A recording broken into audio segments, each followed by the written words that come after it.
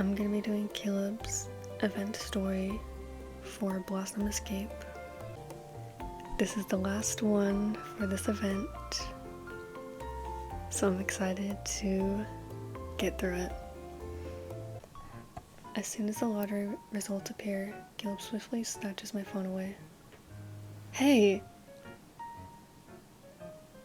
I turn and try to grab my phone, but just as my fingers brush against it, it spins once through the air before landing right side up in Caleb's palm. Oh, this is... How is it? Let me see. He doesn't budge, so I shake his arm. Caleb! Caleb rotates the phone and lowers his arm so I can see the screen. Is this the plot you wanted? The screen shows a lush green hillside, but the small flower bed is covered in rocks and gravel. The scenery is nice, but can we grow anything there? What can't I grow is what you should be asking. After all, you had the determination to stay up all night to beat my high score in a video game. While Caleb's attention is elsewhere, I quickly take my phone back.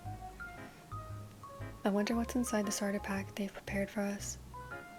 Just as I'm about to sit back on the sofa, I suddenly lose my balance. With this strange, weightless sensation, I have nothing to grab onto. Off balance, I grasp Caleb's shoulders to steady myself. What are you doing? We've seen the lottery results. Can we eat now? He tilts his head toward the dining area. Piping hot dishes are already laid out on the table. Put me down, I can walk there myself. I'd rather not have you walk while looking at your phone at the same time. Why don't you leave this short trip to me? True to his word, he takes my wrist and leads me to the dining table as if I'm a balloon.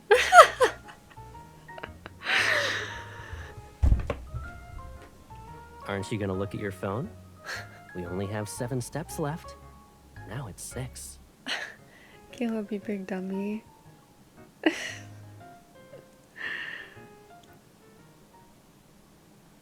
On the first day of the event, we arrive at Lincoln's outskirts. After I finish unpacking our luggage, I turn around to look for Caleb. He's already chatting with the campground manager on the patio. Released this year, a collector's edition of that model aircraft is impossible to get. Everyone tries to grab one.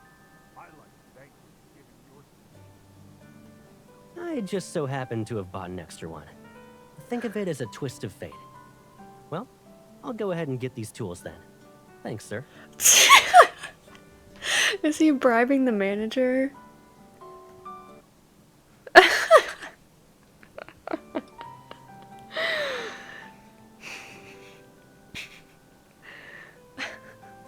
He's really trying to bribe him. Oh my gosh. Caleb turns and meets my gaze. He gives me a quick thumbs up. Using the right tools, clearing the stones from the flower bed goes more smoothly than expected. Water flows steadily from the hose as Caleb wets the soil.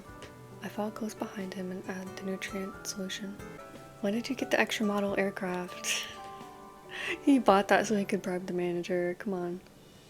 It was co-produced with the fleet. Extras are allocated to staff and can be redeemed at any time. You read the manager like a book with just one glance.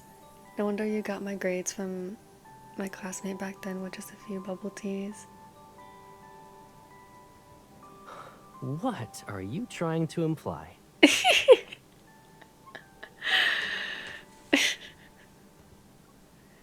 I'm complimenting you.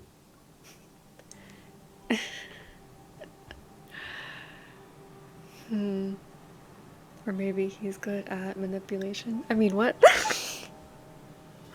Anyways. Caleb moves the hose and splashes water into my boots. It's harmless, but the mischievous intent is clear. Caleb. I learned about your grades to understand why you were upset. Likewise, I borrowed the campground manager's tools to make this flower bed exactly how you want it. Floating droplets scatter prismatic light as Caleb finishes watering the last patch of soil. He turns to face me. Are you satisfied with the flower bed now?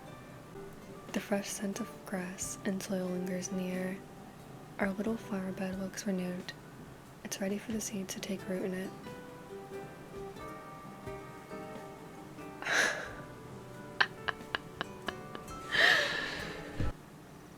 A few days have passed since we planted the seeds.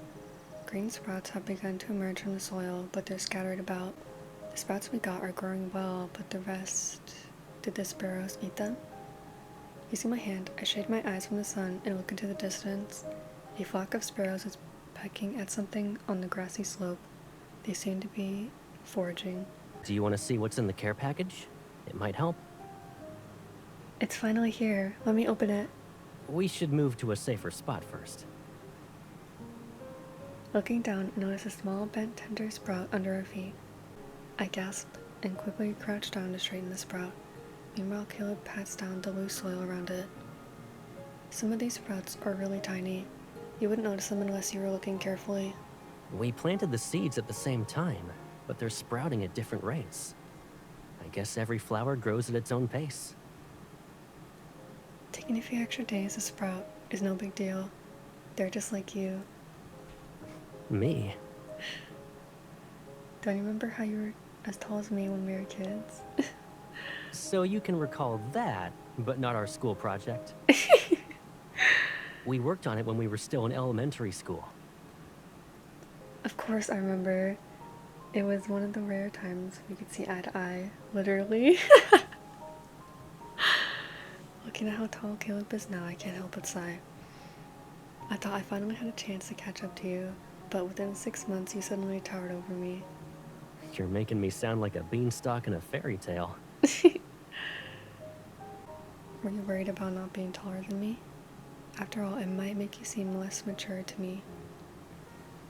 He rests his hand on my head as he stands. Pulling me up along with him, he laughs.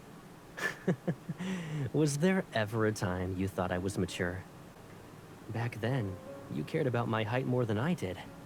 You even gave me your milk to drink. So, I was never really worried. You're right, that means you grew this tall thanks to my milk. Okay.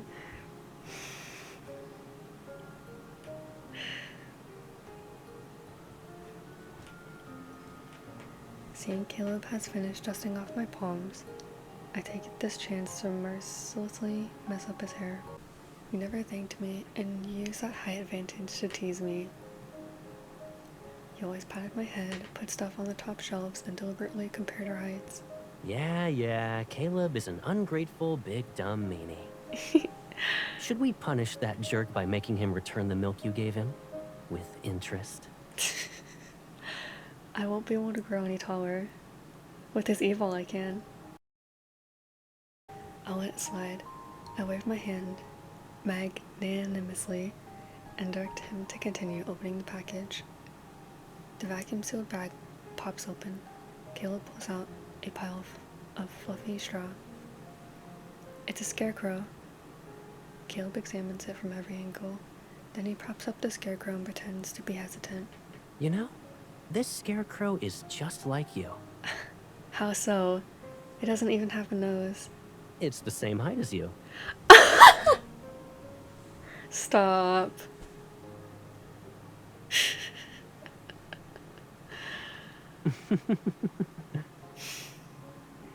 If this scarecrow looked a little more human, it might be capable of scaring away the sparrows. It just needs some clothes. After looking around, I take off my jacket and drape it over the scarecrow. There, it looks much better. Now our seeds will have a chance to sprout. I hope so. It'll be a while before they bloom. And anything can happen between now and then. I was kidding. Is it actually raining? Don't worry, it's just a drizzle. Think of it as free water for our flower bed. That doesn't look like just a drizzle. Thanks for jinxing it, Caleb. You're the one that said it. He didn't jinx it, you did. You're welcome, person who's just as guilty. You're the worst offender here. Let's take shelter first. We can save the arguing for later. Caleb grabs my hand and pulls me toward the campsite. The rainfall intensifies and instantly envelops us. After taking a hot shower, I step out of the bathroom. The downpour shows no signs of letting up, and in a matter of seconds, I'm hit with a sneezing fit. You're a jet engine now? I'm concerned you're gonna take off at a moment's notice. You get one chance to rephrase your words.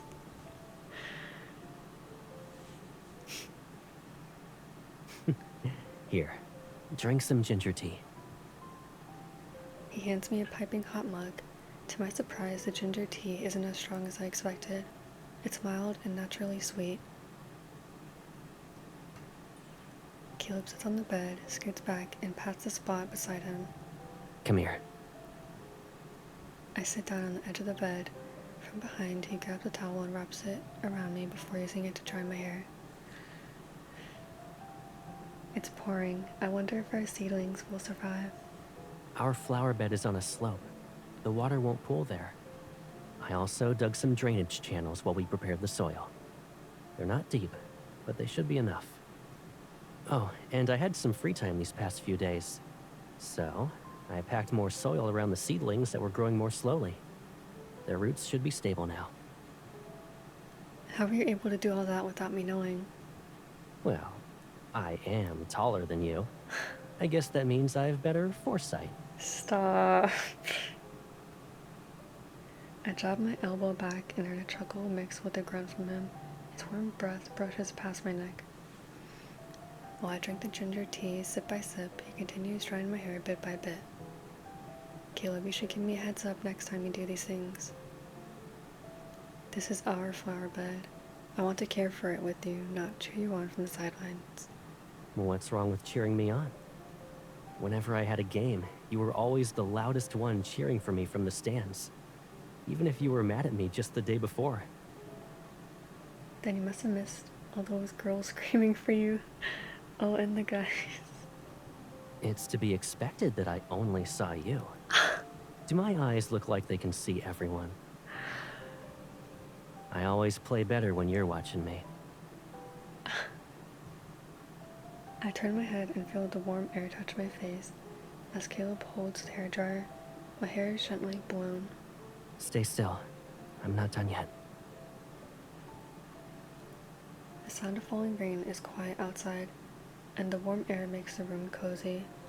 All the while, these undefinable feelings between us become warmer too.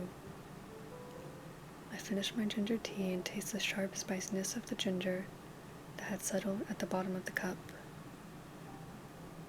What was that? There's a commotion outside. Caleb and I turn toward the source of the sound. A brown dog is perched on the windowsill. It's persistently scratching the glass and fogging up the window. It's nothing.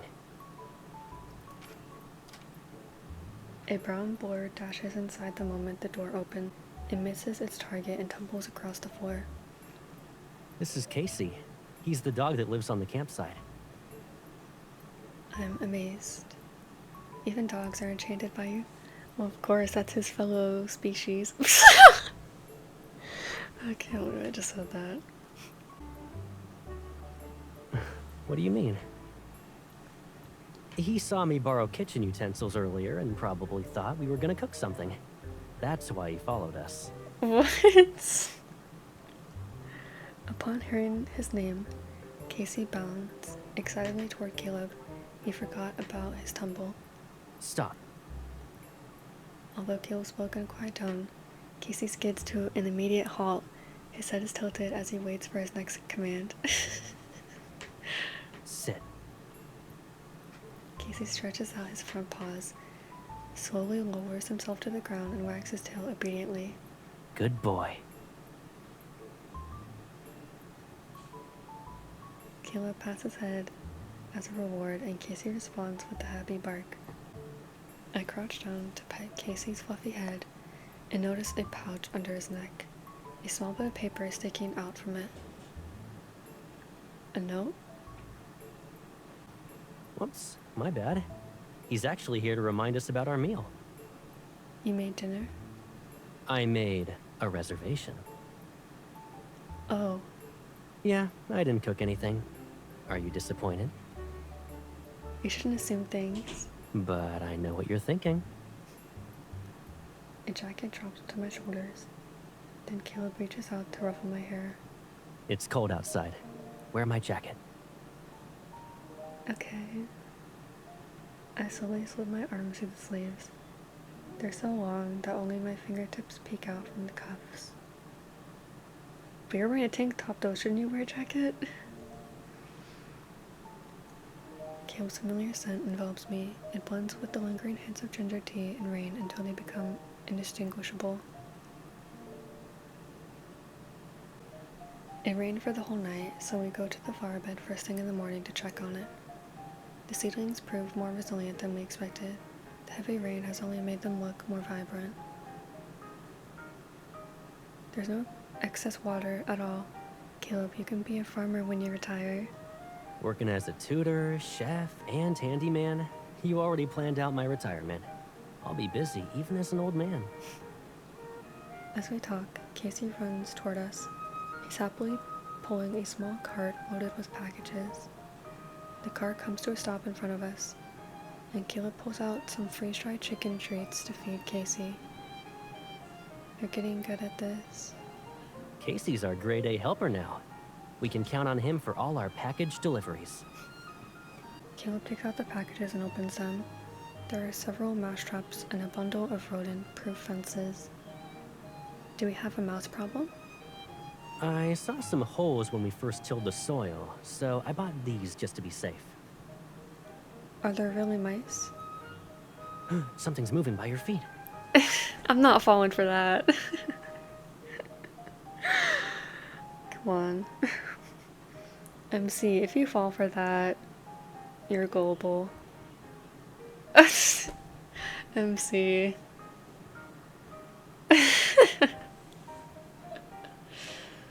I jump to the side and land in Caleb's arms as he catches me. Was it a mouse? I don't know. MC, are you serious right now? Are you messing with me again? Clearly. No, there are actually field mice in the grassy slopes nearby.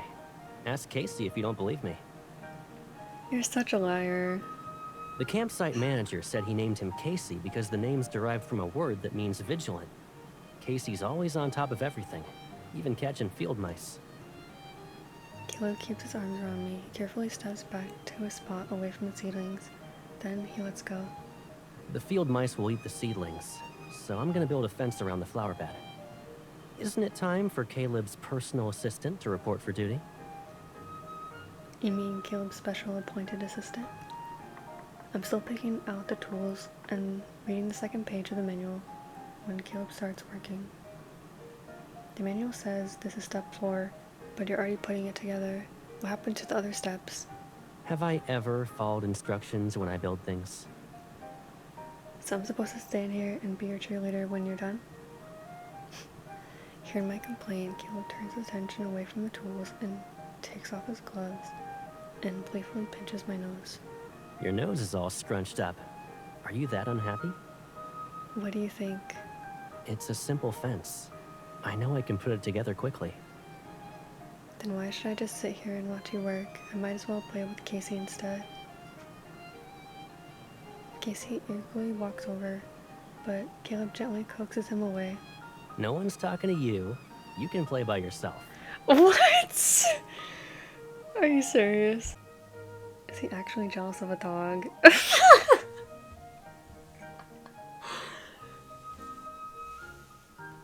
Why don't we split up the work? You can follow the manual to build one half of the fence, and we'll see who finishes first. This again. Don't you dare slow down on purpose just so we end up in a tie. You shouldn't assume things. Sure, but I know what you're thinking.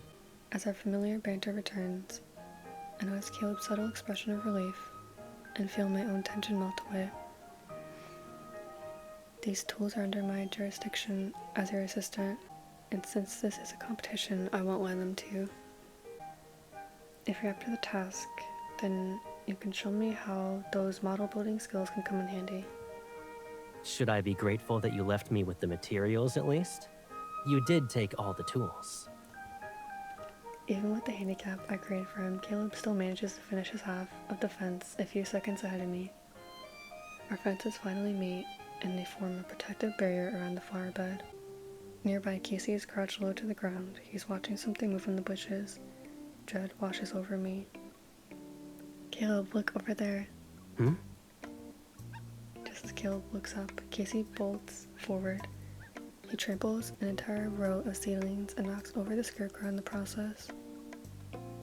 Proudly carrying a field mouse from the bushes, Casey trots over to us with gleaming eyes. He's expecting us to praise him. I figured this would happen eventually. We really do have our work cut out for us. Our poor seedlings.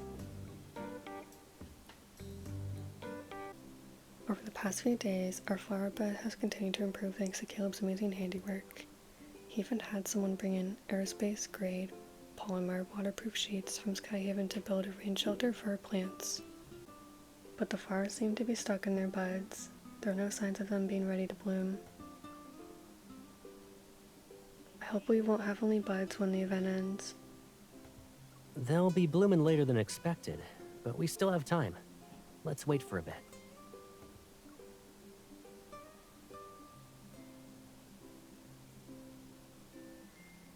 The setting sun descends slowly toward the horizon and paints a boundary at the place where orange meets blue. The weekend market has lit up, colorful lights. After Caleb and I finish our work at the flower bed, we decide to leisurely walk around. Our results are slightly concerning, but these past few days were really nice. It feels like we've been living that simple life in the countryside as we worked from sunrise to sunset. Time seemed to move slowly here at first. But now that the event is coming to an end, it feels like it flew. Miss, would you like to buy some flowers? I grew them in game. A large bundle of flowers sits in a bucket. The girl's parents smile warmly while they explain. Our daughter grew these during the flower bed event. She just planted them however she liked. I stare at the flourishing flowers in disbelief. Then I glance at Caleb. I can't believe someone's already getting results. Mister, would you like to buy some flowers for the pretty lady? Pretty flowers are meant for someone special. Yo, she's a good business person. She would be good at sales. Not wanting to let him control the direction of the situation, I tried to refuse, but Caleb was already in the process of paying. I'll take one bouquet. Thank you, mister. After walking for a bit, I pulled Caleb's arm. We didn't need to buy other people's flowers as substitutes, even if ours haven't bloomed yet. I'm not trying to replace our flowers with this bouquet. Then... I bought them because they're beautiful. Caleb gradually slows his pace. He speaks in a soft, contemplative tone as if echoing a thought. Also, beautiful flowers are meant for someone special. I pause mid-step and clutch the bouquet tighter as I lower my gaze. I study the intricate patterns on the petals. But these aren't ours. I still want the flowers we grew ourselves. Am I being too stubborn? It's not the bouquet's fault. Caleb, who's already a step ahead of me, stops and looks back. Dusk's orange and blue hues outline his hair.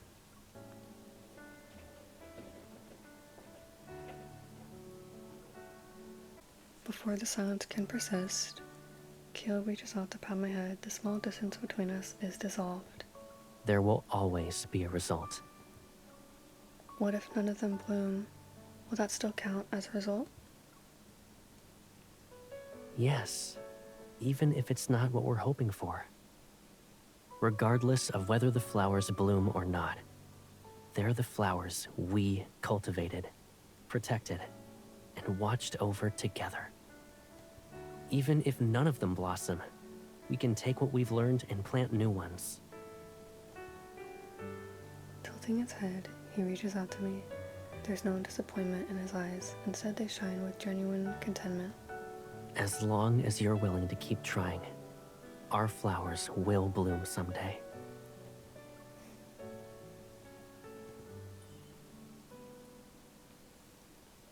Clutching our flowers, we walk hand in hand under the moonlight and head back.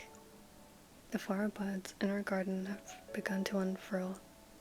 Although they haven't actually blossomed, they're waiting for that perfect moment.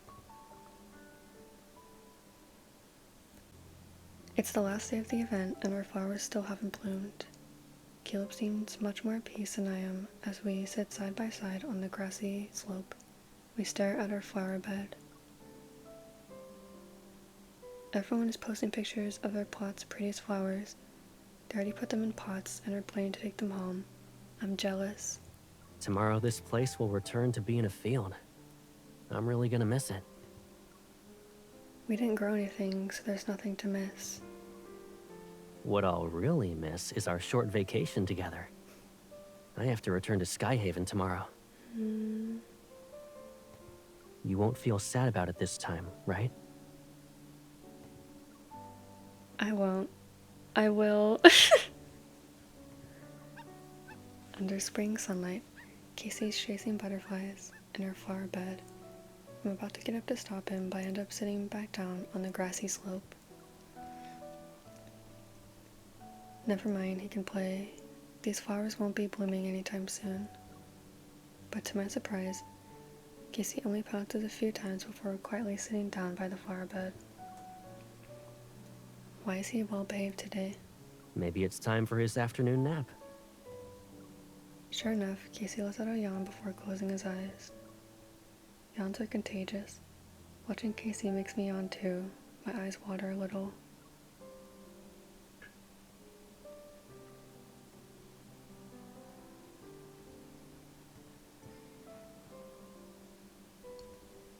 Caleb offers his shoulder. I lean against it and look up at the azure sky. The clouds drift and dance on a stage of boundless blue. I thought we were wasting time with nothing to show for it, but now I realize that this is exactly how beautiful spring days should be spent. Several butterflies flutter about and make their way toward our flower bed. Caleb, you said our flower bed was empty. Why are there butterflies? Caleb and I exchange glances. Our drowsiness vanishes as we leap to our feet almost in perfect sync. The flowers are blooming.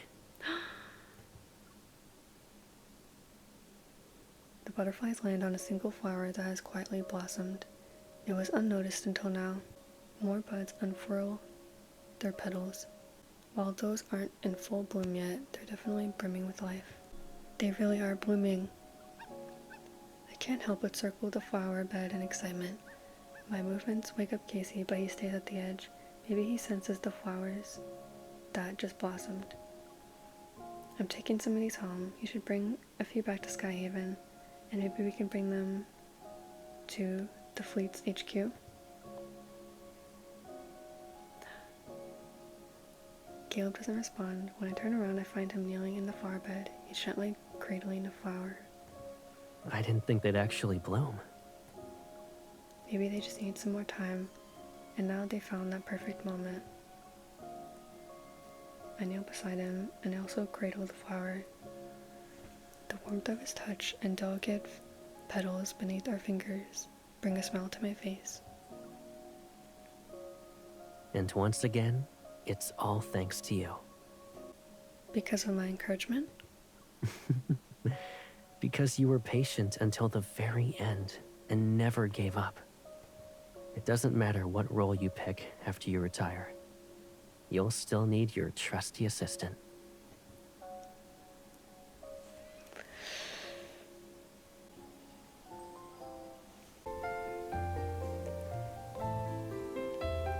Okay, let's give it a name.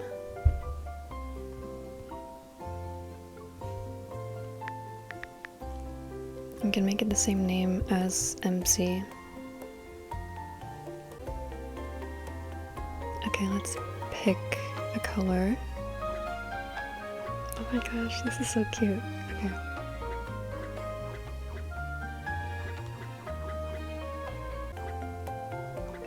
Let's look at the accessories so I can decide what color to do.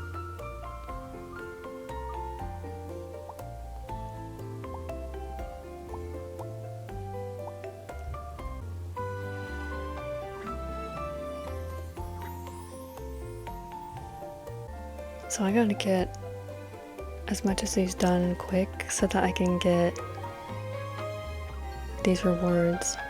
Because I need these 10 wishes immediately. This is cute.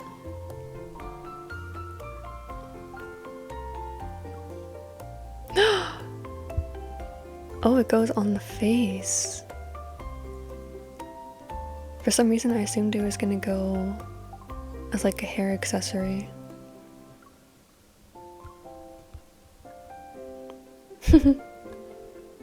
It's cute. And then we got some more music. Oh, a desk wear.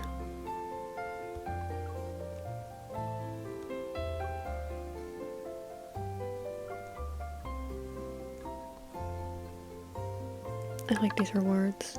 Yeah, this is a pretty good set of rewards this time. So let's try the Verdant Rebirth minigame.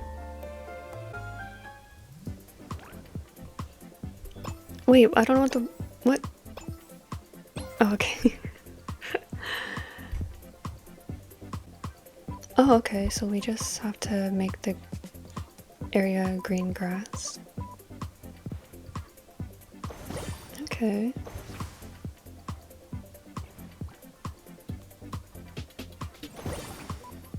Seems easy enough. Oh.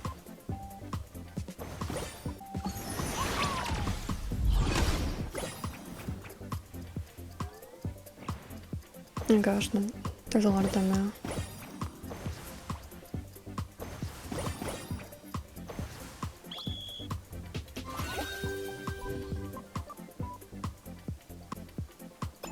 Now there's a stone too.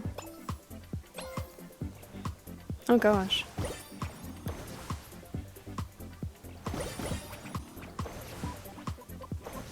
Oh no. It just got way harder.